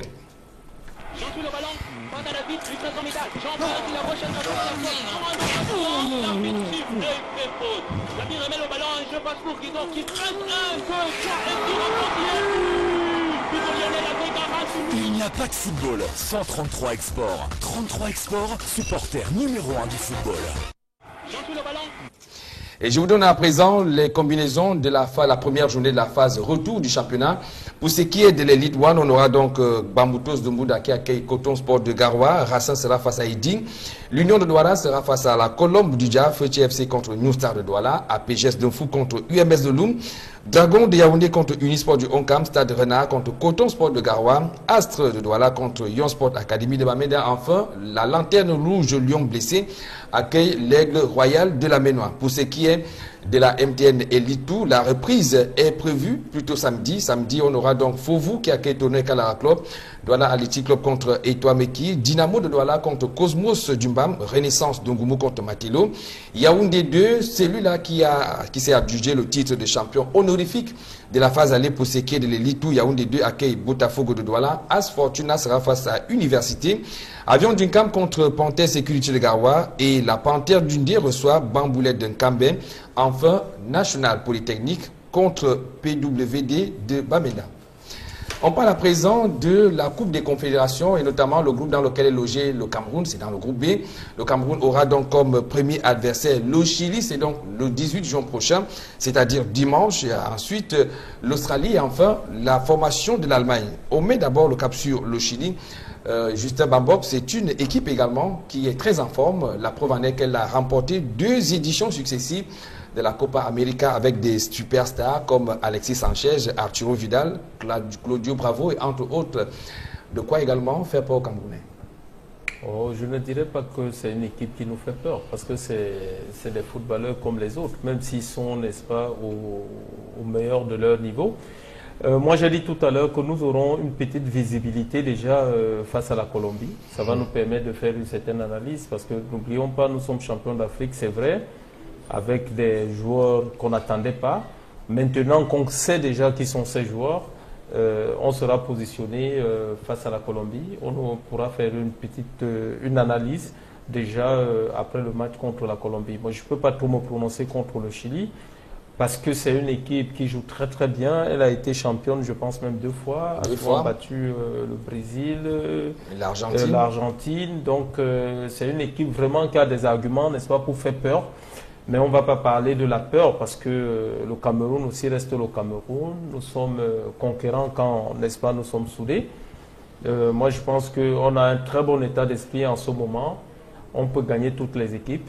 Mais l'analyse, on pourra l'approfondir après le match contre la Colombie. Alors, Henri Bédimo, les Lions indomptables, il faut le rappeler que quand ils vont au Gabon, personne ne donnait ne misait sur les Lions indomptables. Ils ont été champions d'Afrique 7 fois. Ils seront attendus, ça ne sera plus la surprise, contre le Chili. Une telle rencontre, le Lion, les Cameroun, comment est-ce qu'ils devraient aborder, si vous étiez dans la tanière en tant que footballeur, comment aborder ce type de rencontre? Vous pensez d'abord aux stars qui sont dans cette équipe ou alors vous vous dites que non, c'est une rencontre entre 2 équipes et c'est le football?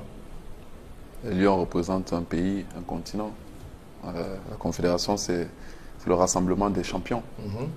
Donc à partir de là, je peux vous assurer aussi que les Chiliens ont étudié aussi le plan de jeu pour nous battre. Ça veut dire qu'ils ne prennent pas la légère. Après, vous savez, c'est une compétition qui est relevée. C'est le rassemblement des champions. Les Lions sont champions.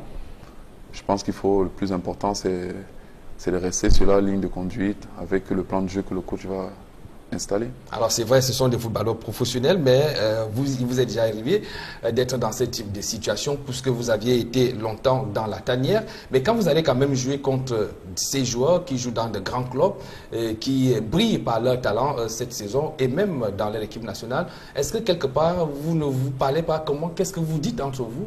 Ben forcément, on essaie d'avoir des informations sur l'adversaire direct. Donc c'est normal, c'est le football moderne aujourd'hui. Il y a trop d'informations qui circulent pour pouvoir avoir des informations sur ton adversaire direct. Les coachs font aussi des analyses, ils donnent des billes aux joueurs pour pouvoir performer. Donc ça c'est pas un secret de polichinelle. Maintenant, vous savez, pour un footballeur, c'est très excitant de jouer les matchs de haut niveau. Pour soi-même, pour se prouver qu'on a progressé, on mérite de jouer dans la cour des grands. Donc je pense que ça sera un réel plaisir pour ce groupe. Et puis surtout continuer à faire rêver le peuple. Ah ouais, ça c'est vrai, justement, Bob, on est champion d'Afrique, tout le monde le connaît, c'est incontestable, mais quand on regarde quand même tous ces Lions indomptables, les 23 sélectionnés par Hugo Broos, la plupart ne jouent pas quand même dans des championnats, les grands championnats européens. On a notamment la France, l'Espagne et même l'Italie. Cela fait quand même un bon bout qu'on ne retrouve pas quand même les footballeurs des Lions du Cameroun à ce niveau de la compétition. Est-ce que quelque part aussi là, ça ne peut pas être un désavantage pour les Lions indomptables qui vont jouer contre le Chili et même l'Allemagne? C'est vrai que psychologiquement, ils s'avouent un peu vaincus. C'est-à-dire les adversaires vont venir un peu en se disant bon ben je vais jouer contre moins que moi. Ça trotte quelque part. Même si dans le football, il ne faut jamais aller en se disant qu'on va gagner. Mais psychologiquement, on se dit on a affaire à quelqu'un qui ne joue pas, qui joue où. J'ai même ouï dire en 90 que Maradona avait demandé à un moment qui était... en 1990. Voilà, qui était Massing, il jouait où, c'est où le Cameroun, des choses comme ça. Donc après, Je pense que c'est ce que je vous disais tout à l'heure en off. Si moi j'étais un jour aux commandes, sans toutefois manquer de respect à notre sélectionneur, moi j'aurais pris des joueurs, n'est-ce pas, qui ont des... Je ne vais pas dire CV, mais des joueurs qui ont quand même quelque part de la bouteille et qui ont quelque part prouvé.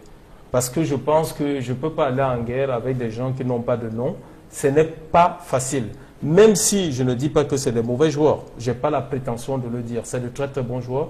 Je pense qu'on doit plutôt les aider aussi quelque part. Tout à l'heure, on a parlé du gardien de but. Je vous ai dit que je n'avais pas trop d'arguments pour mettre Fabrice Ondoa sur le terrain, même s'il est très fort, et de dire à Onana que non, tu vas rester au banc de touche, alors que je vois comment il joue, il est titulaire, il est performant. J'aurais du mal à le faire. Bon, maintenant, chaque sélectionneur a sa feuille de route, a sa stratégie, que nous respectons.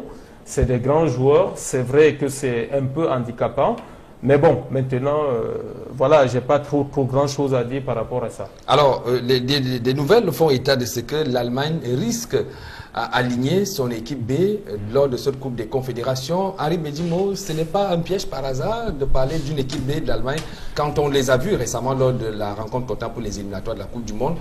Cette équipe, dite équipe B de l'Allemagne, a quand même atomisé leur vis-à-vis 6 buts à 0. Je pense que ça, c'est des expressions, ceux qui le disent, c'est les expressions de bar. On peut pas appeler une équipe allemande équipe B, quels que soient les joueurs qui constituent. Une équipe nationale en plus. On parle de l'Allemagne.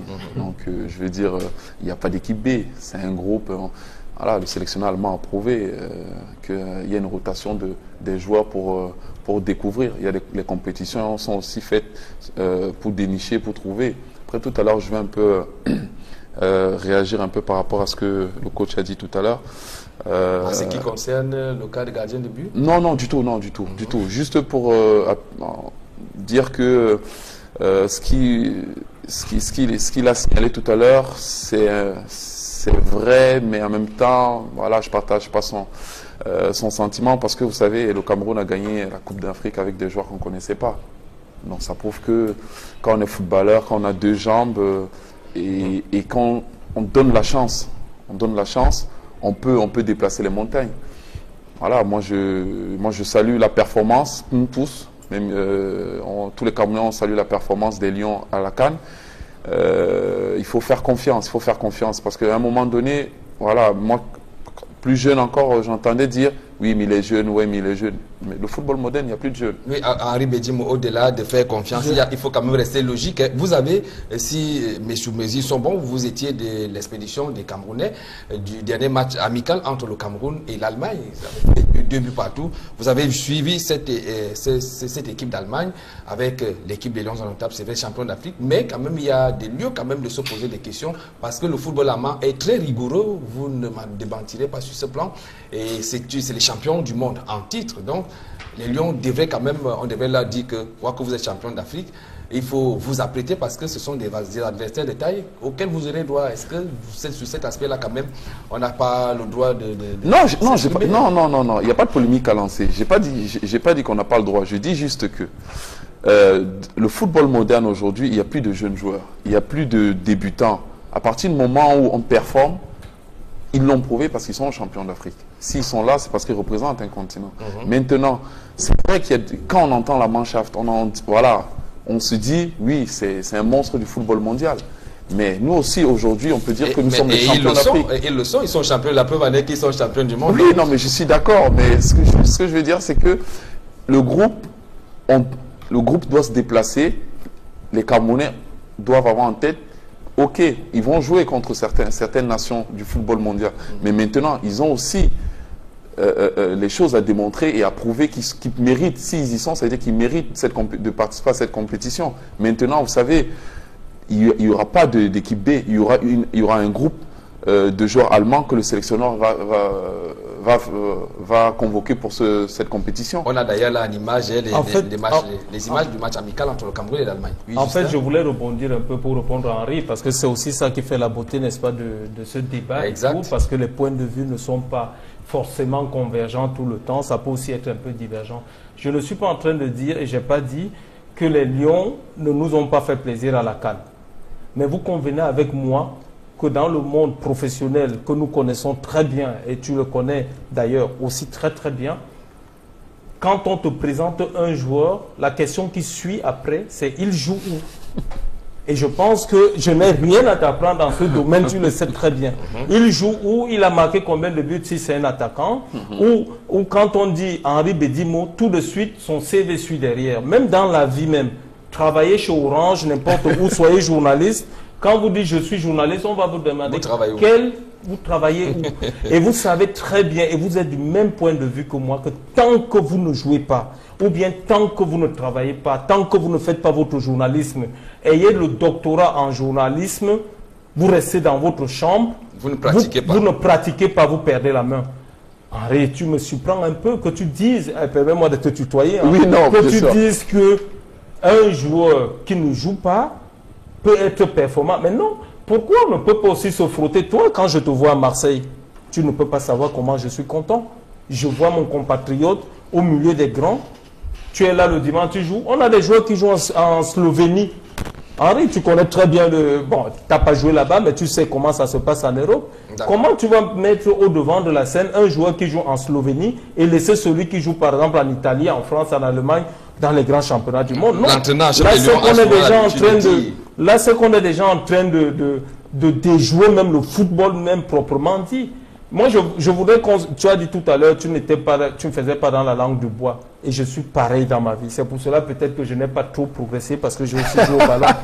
Parce que là, j'ai toujours dit la vérité. Il n'a pas voulu qu'on parle de son avenir dans la tanière des notables. Alors que les Camerounais allaient vraiment m'en vouloir que vous partiez de ce plateau sans qu'on ne sache vos impressions par rapport à la tanière. Puisque vous êtes revenu à votre haut niveau, vous jouez quand même à l'Olympique de Marseille. Et comme le disait Justin Bamboff, il y a déjà des joueurs qui jouent dans des championnats de second qui sont dans la tanière. Donc c'était quand même normal que les Camerounais sachent votre position. Je vous en veux pas. Vous avez dit que vous allez revenir. On ose croire que vous allez certainement tenir parole. Vous allez nous dire clairement.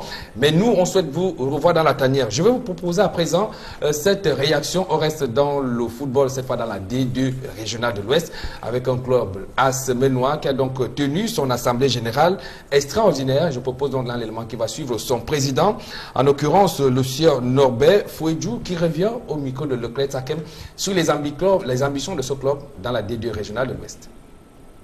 Merci Leclerc déjà pour l'opportunité que tu me donnes de pouvoir m'exprimer à ce sujet.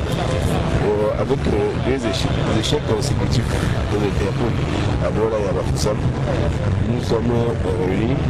À la réunion, nous avons essayé de nous expliquer et de savoir quelles sont les raisons de la débat. On n'a pas pour 2 ans. Au vu de tout ce qui s'est passé pendant les 2 années, les erreurs que nous avons cumulées, on a essayé de voir ce qui est sur le plan des ressources humaines. Nous avons constaté que nous avions un gros problème sur le plan des ressources humaines, notamment sur le plan administratif, marketing et autres. C'est pour ça que nous avons pensé, avant de reprendre le chemin de retour, de multiplier une urgence. Alors, nous appuyons sur les nouvelles personnes telles que vous avez constaté. Oui, nous avons pensé qu'en 2 ans, nous avons eu des erreurs sur le plan administratif, sur le plan des ressources humaines. C'est pour ça que nous avons passé à la rencontre de M. Daniel, qui est un ancien sociétaire de métiers de change, et président de Parlement pour plusieurs saisons. Alors, merci pour cet élément qui nous vient de Leclerc Tsakem à Tchang. Alors, on parle tous dans le groupe du Cameroun seulement du Chili, de l'Allemagne, mais on oublie notre adversaire, l'Australie. Est-ce que c'est un moindre adversaire pour les Lions indomptables, Justin Bambo? Il n'y a pas de petite équipe, n'est-ce pas? C'est le rendez-vous des champions, comme Henri l'a dit tout à l'heure. Voilà, il n'y a pas de petite équipe. Moi, je ne serais pas surpris qu'on gagne, par exemple, le Chili, comme le Chili peut nous gagner, on peut gagner l'Australie peut nous gagner. Je vous ai dit, tout est dans la préparation et dans le sérieux. Le football aujourd'hui, le hasard tente à disparaître. C'est-à-dire aujourd'hui, vous n'allez pas aller jouer, je suis Union de Douala, je vais jouer contre Marseille par exemple, je gagne le match. Non, les Marseillais sont plus professionnels comme nous, ils vont nous battre.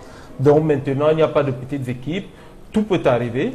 à nous d'être sérieux, de continuer dans notre sérieux de la CAN. Et puis voilà, on peut créer pas mal de surprises. D'accord, c'est tout le bien qu'on peut donc souhaiter aux Lions indomptables qui jouent déjà un match amical contre la Colombie. Et ensuite, le kick-off de la Coupe des Confédérations, c'est ce week-end du côté de la Russie. Nous allons bientôt sortir de ce programme. Henri Bédimo, vous êtes à l'Olympique de Marseille. C'est vrai que vous avez dit quelques ambitions en ce qui concerne le club de l'Olympique lui-même. Et vous, quelles sont vos ambitions pour la prochaine saison? Quand est-ce que vous reprenez les entraînements et qu'est-ce que vous prévoyez de faire pour la saison prochaine? La reprise, c'est le 26 juin. Après, maintenant, les ambitions sont simples. Voilà, être épargné des blessures, parce que c'est toujours handicapant pour s'exprimer au mieux. Maintenant, aussi atteindre l'objectif que le board va nous fixer, c'est-à-dire disputer régulièrement une compétition européenne. Et maintenant, avec le tournoi que vous organisez pour les jeunes, est-ce que vous avez des partenaires, Oui, énormément. Peut-être encadrer ces jeunes Camerounais, qui sait? Ben, vous savez, au Cameroun, lorsqu'il y a une entreprise, un joueur professionnel qui organise quelque chose directement, et c'est sur ce point, à la conférence qui a eu lieu vendredi dans un hôtel de la place, j'ai insisté.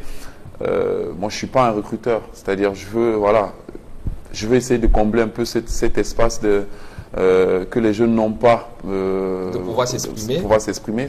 Voilà, moi je m'arrête là. Mais vous n'êtes pas quand même venu avec quelques recruteurs, parce que c'est également la préoccupation. Non. Je suis venu, j'ai sollicité les observateurs pour après faire un bilan, essayer un peu de me proposer des choses pour améliorer encore la bonne performance des jeunes qui disputeront régulièrement cette compétition, tout simplement. Donc ce sont des personnes à la fin qui me feront une proposition pour améliorer déjà ce tournoi régulièrement. Voilà, avant de venir vers vous, Justin Babon, je vous propose juste les images, la photo de ce jeune joueur sociétaire du Canon sportif de Yaoundé qui est sur le point de signer avec l'Étoile du Sahel. Son nom, c'est Jacques B. Il faisait partie de ces joueurs que Hugo Broos a convoqués, les 10 avant l'arrivée dans la tanière de tous les joueurs. Le voilà donc le jeune Jacques B, un excellent auteur d'une excellente saison sportive de la phase allée avec le Canon sportif de Yaoundé, le milieu de terrain défensif, effectue donc depuis la semaine dernière des essais du côté de Sousse où le club de l'Étoile du Sahel espère le recruter, mais le seul hic, c'est que Strasbourg, nouvellement promu en élite en championnat de première division en France, est aussi sur les traces de ce jeune international camerounais. Je faut dire que Jacques B est âgé de 18 ans et 13 mois. Il a donc été convoqué par Hugo Broos, donc c'est une bonne nouvelle pour la tanière. On note également que Riyad Mahrez, c'est le ballon d'or africain 2016 également, sur le point de quitter les Fox avec qui il a été champion d'Angleterre en 2016. Riyad Mahrez, l'Algérien, est donc sur le point, et donc sur les tablettes des Blaugrana de FC Barcelone. Nous souhaitons toutes les chances à cet Algérien qui représente valablement le football africain, de ce côté-là étant le ballon d'or africain. Alors, Justin Bambok, on va donc sortir avec vous, notamment vous êtes entraîneur du côté de la France et de ce côté-là, vous avez quand même quelques jeunes Camerounais que vous encadrez certainement dans votre groupe qui pourraient de temps en temps venir donner un coup de main dans les sélections, pourquoi pas? Non, je ne pense pas. Je suis dans une équipe amateur qui est en DSR. DSR, c'est division supérieure régionale. Je n'ai que eu la chance tout simplement de passer tous les diplômes d'entraîneur. J'ai aussi un diplôme de préparation mentale dont j'essaie de m'occuper de certains joueurs de haut niveau. Et je suis aussi la carrière de mon fils qui est en Espagne, qui joue en Espagne. Donc voilà, c'est ma modeste personne. Maintenant, c'est vrai que forcément, quand vous êtes un entraîneur de football, vous fricotez avec des agents. Ouais, je peux apporter des plus. J'ai par exemple pris pas mal de Camerounais qui se sont retrouvés en France sans club, sans équipe. Je leur ai demandé de venir se faire une santé chez nous.